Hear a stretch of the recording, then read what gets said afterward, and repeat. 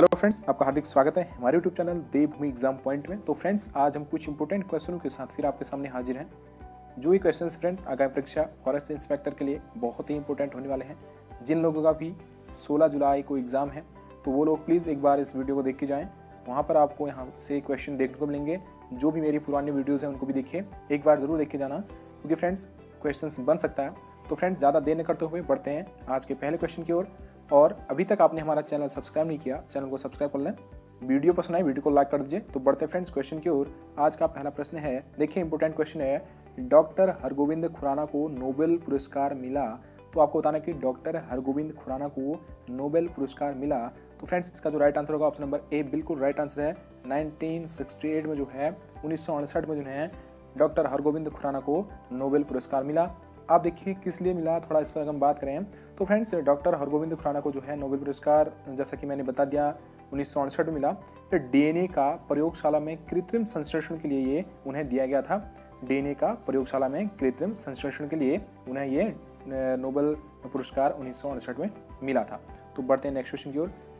तो यहाँ पर क्वेश्चन आता है, देखिए क्वेश्चन सभी आपको ऑप्शन दिखाते हैं। तो क्वेश्चन कहता है कि द्वीप पारितंत्र सर्वाधिक असुरक्षित होता है। तो आपको बताना है कि द्वीप पारितंत्र सर्वाधिक असुरक्षित होता है। तो देखिए ऑप्शन ए कहता है छोटा आकार एवं कम जाति संख्या के कारण। ऑप्शन बी कहता है बड़ा आकार एवं अधिक जाति संख्या के कारण। ऑप्शन सी कहता है केवल बड़े आकार के कारण। ऑप्शन डी कहता है केवल छोटे आकार के कारण। तो फ्रेंड्स, आपको बताना है कि द्वीप पारितंत्र सर्वाधिक असुरक्षित होता है। तो देखिए फ्रेंड्स, इसका जो राइट आंसर होगा ऑप्शन नंबर ए, छोटा आकार एवं कम जाति संख्या के कारण जो है ये असुरक्षित होता है। तो ऑप्शन नंबर यहाँ पर ए जो है बिल्कुल राइट आंसर है। देखिए, छोटे आमाप एवं जातियों की कम संख्या के कारण फ्रेंड्स द्वीप पारितंत्र सर्वाधिक अस्थिर होने के कारण संकटग्रस्त होता है ये, और इन जातियों का संरक्षण करना आवश्यक होता है, ये भी आपको बताना चाहिए। तो बढ़ते हैं नेक्स्ट क्वेश्चन की ओर। यहाँ पर क्वेश्चन आता है, देखिए क्वेश्चन कहता है मानव में नर युग्मक निम्न में से कौन से गुणसूत्र का वाहक होता है। तो फ्रेंड्स, आपको इसका राइट आंसर बताना है। तो 29 का जो राइट आंसर होगा ऑप्शन नंबर डी, या तो अक्ष या वाई गुणसूत्र। अभी पता हो वही तो होते हैं, अक्ष और वाई तो होते हैं। मानव जो नर होता है, अक्ष वाई गुणसूत्र होते हैं, उसके लिंग गुणसूत्र क्या होते हैं, अक्ष वाई होते हैं। या अक्ष होगा या तो एक्स या वाई गुणसूत्र। ये फ्रेंड्स ऑप्शन नंबर डी यहाँ पर सही है। देखिए, मानव के नर युग्म में फ्रेंड्स या तो अक्ष या वाई गुणसूत्र होता है, इसलिए इसे विषम युग्म की कहते हैं। और मादा में केवल क्या होता है, अक्ष गुणसूत्र, जो अक्ष गुणसूत्र होता है मादा में वही होता है, इसलिए इसे सम युग्म की कहते हैं। जो मादा गुणसूत्र होते हैं उसे सम युग्म की, और जो नर युग्म होते हैं उन्हें विषम युग्म की कहते हैं। ये पॉइंट आपको पता होना चाहिए, या तो अक्ष या वाई, या इसका डी वाला ऑप्शन सही हो जाएगा। अब यहाँ पर क्वेश्चन आता है, देखिए क्वेश्चन कहता है अनुकूलक ये भी कहलाते हैं। तो आपको बताना है कि अनुकूलक कौन कहलाते हैं इन चारों में से। तो फ्रेंड्स, ऑप्शन नंबर बी की बात करें तो बाह्यतापी बिल्कुल right answer, option number B, अनुकूलक ये भी कहलाते हैं। बाह्यतापी जो है यहाँ पर बिल्कुल राइट हो जाएगा। देखिए, पादप और जंतु जिनमें परासरणी दाब और शारीरिक ताप और बाह्य वातावरण के अनुसार परिवर्तित होते हैं, तो उन्हें बाह्यतापी या असमतापी या अनुकूलक कहते हैं। ये भी आपको बताना चाहिए, क्या कहते हैं, या बाह्यतापी कहते हैं, या असमतापी कहते हैं, या अनुकूलक कहते हैं। तो ऑप्शन यहाँ पर बी बिल्कुल राइट आंसर है। बढ़ते हैं नेक्स्ट क्वेश्चन की ओर। क्वेश्चन आता है यहाँ पर, देखिए प्रकाशानुवर्तन किसके कारण होता है। तो प्रकाशानुवर्तन किसके कारण होता है। तो 31 का आपको राइट आंसर बताना है। तो ऑप्शन नंबर बी, ऑक्सीजन, बिल्कुल राइट आंसर है। ऑक्सीजन यहाँ पर ऑप्शन बी सही हो जाएगा। देखिए, पादपों में प्रकाशानुवर्तन गति ऑक्सीजन के संश्लेषण और सांद्रता के कारण होती है। पादप के शीर्ष भाग में फ्रेंड्स प्रकाश की उपस्थिति में ही ऑक्सीजन हार्मोन का संश्लेषण होता है। तो ऑप्शन यहाँ पर हमारा बी बिल्कुल राइट हो जाएगा, option number B, oxygen. Next question पर आता है, देखिए नेक्स्ट क्वेश्चन कहता है भारत के संदर्भ में निम्न में से कौन आम आक्रमणकारी विदेशी जाति नहीं है। तो भारत के संदर्भ में निम्न में से कौन आक्रमणकारी विदेशी जाति नहीं है। तो देखिए, चारों में से इसका राइट आंसर बताना है। तो ऑप्शन बी यहाँ पर जो है साइनोडोन, बिल्कुल राइट आंसर हो जाएगा, ऑप्शन नंबर बी, साइनोडोन यहाँ पर सही हो जाएगा। देखिए, साइनोडोन यानी कि दूब घास बोलते हैं जिसे, साइनोडोन ये भी पता होना चाहिए, दूब घास होती है, विदेशी जाति नहीं है। जबकि सेज पार्थेनियम यानी कि गाजर घास, आइकार्निया किसे कहते हैं, जलकुंभी, और लेंटेना विदेशी जातियां ही हैं, और ये सभी स्थानीय जातियों हेतु के लिए खतरा होती हैं। तो फ्रेंड्स, यहाँ पर ऑप्शन बी यहाँ पर बिल्कुल राइट आंसर हो जाएगा।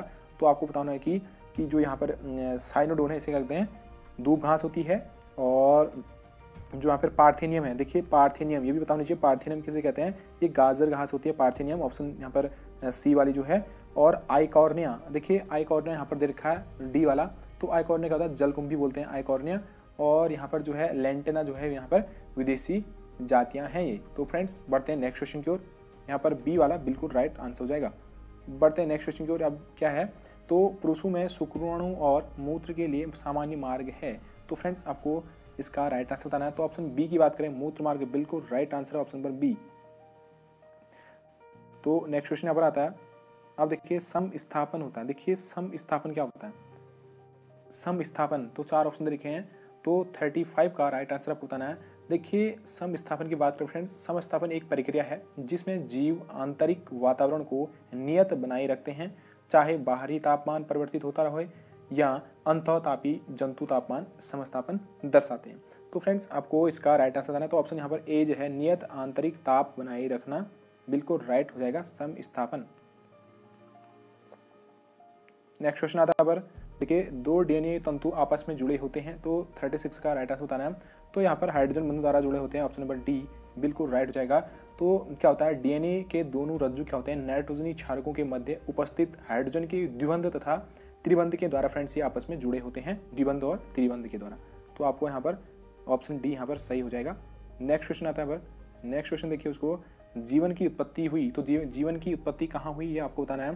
तो यहाँ पर ए जो है सागर में, बिल्कुल राइट हो जाएगा, ए जो है सागर। तो जीवन की उत्पत्ति कहाँ होती, सागर में हुई। देखिए जीवन की उत्पत्ति सर्वप्रथम फ्रेंड्स आदि सागर में रासायनिक यौगिकों के संश्लेषण के फलस्वरूप हुई और प्रथम कोशिका के समय संरचना वाली वस्तु को कोसरवेट कहा जाता था। क्या कहा जाता था, कोसरवेट।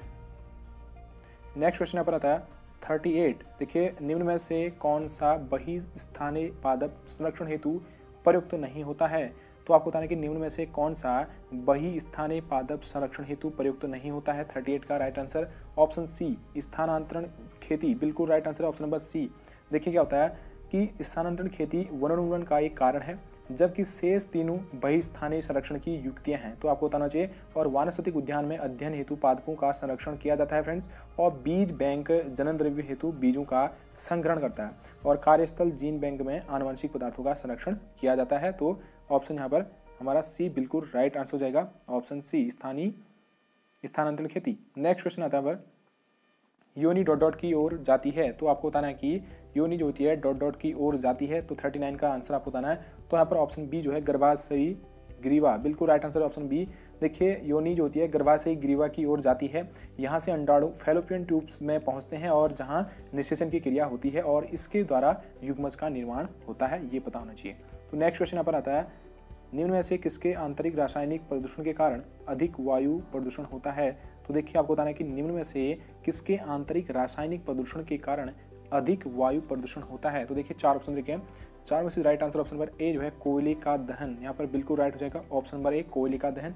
क्या होता है कि कोयले का दहन आंतरिक रासायनिक प्रदूषण का एक प्रमुख स्रोत होता है, और यह जलने पर फ्रेंड्स वायुमंडल में कार्बन मुक्त करते हैं, जो ऑक्सीकृत होकर CO2, CO, SO2 और NO2 बनाते हैं। क्या बनाते हैं, CO, CO2, NO2 का निर्माण करते हैं, जो CO की अधिकता बंद कमरे में श्वास रोध के कारण ये प्राण घातक भी हो सकती है। जो CO होती है कार्बन मोनोऑक्साइड, ये बहुत ही प्राण घातक हो सकती है। तो ऑप्शन यहाँ पर हमारा ए जो है बिल्कुल राइट हो जाएगा 40 का ऑप्शन नंबर ए कोयले का दहन। नेक्स्ट क्वेश्चन यहाँ पर आता है, अब शीत निद्रा क्या है। देखिए शीत निद्रा क्या होती है, हाइबरनेशन क्या होता है। तो शीत निद्रा जो होती है आपको यहाँ पर 4 से बताना है। तो फ्रेंड्स ऑप्शन नंबर यहाँ पर जो ए है, जमीन के नीचे सर्दी में सोना। तो शीत निद्रा क्या होती है, जमीन के नीचे सर्दी में सोना, यहाँ पर बिल्कुल राइट हो जाएगा। जब बाहरी ताप क्या होता है, जब बाहरी ताप कम होता है तो कुछ बाह्य तापी जंतु तापमान के सापेक्ष निष्क्रिय हो जाते हैं। और उदाहरण के लिए अगर हम देखें मेढक और सर्प आदि ये इसके एग्जाम्पल हैं। और बहुत कम तापमान पर ये कुछ जंतु एंजाइमों की निष्क्रियता में मर भी सकते हैं, ये भी बताना चाहिए। और इसलिए ये जंतु फ्रेंड्स सर्दियों में शीत निद्रा में चले जाते हैं। तो यहाँ पर ए बिल्कुल राइट हो जाएगा। नेक्स्ट क्वेश्चन आता है पर, क्वेश्चन कहता है छुई मुई के पत्रक को छूने से उत्पन्न होने वाली गति कौन सी होती है। तो जो छुई मुई का पौधा होता है उसे छूने पर कौन सी गति उत्पन्न होती है। तो 42 का आंसर आपको बताना है।